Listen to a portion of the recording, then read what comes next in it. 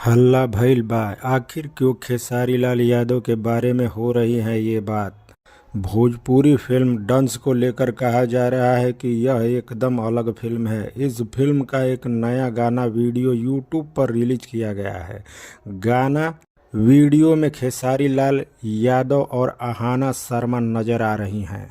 Bhojpuri film डंस को लेकर social media पर खूब हल्ला हो रहा है। इंडस्ट्रीज में डंस को लेकर चर्चा भी खूब हो रही है। खेसारी लाल यादव फिल्म डंस 21 फरवरी 2025 को सिनेमा घरों में दस्तक दे रही है। इससे पहले इस फिल्म का एक गाना रिलीज किया गया है।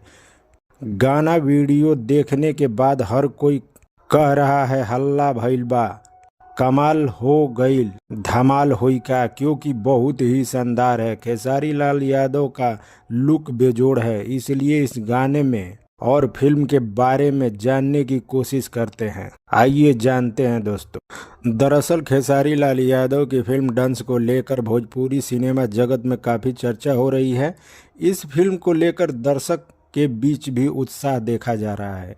डंस को लेकर कहा जा रहा है कि यह एकदम अलग है। खेसारी लाल यादव के कैरियर की सबसे अच्छी फिल्मों में से एक हो सकती है। इस फिल्म का हल्ला भइल बा जो गाना रिलीज हुआ है उसमें टेलीविजन अभिनेत्री अहाना शर्मा दिख रही हैं। खेसारी लाल यादव और अहाना शर्मा के बीच ही बहुत जबरदस्त केमिस्ट्री देखने को मिल रहा है। खेसारी लाल यादव और अहाना शर्मा के हल्ला भइल बा YouTube channel global music junction के नाम से यूट्यूब चैनल पर 15 फरवरी को अपलोड किया गया, रिलीज किया गया, पब्लिश की गई है।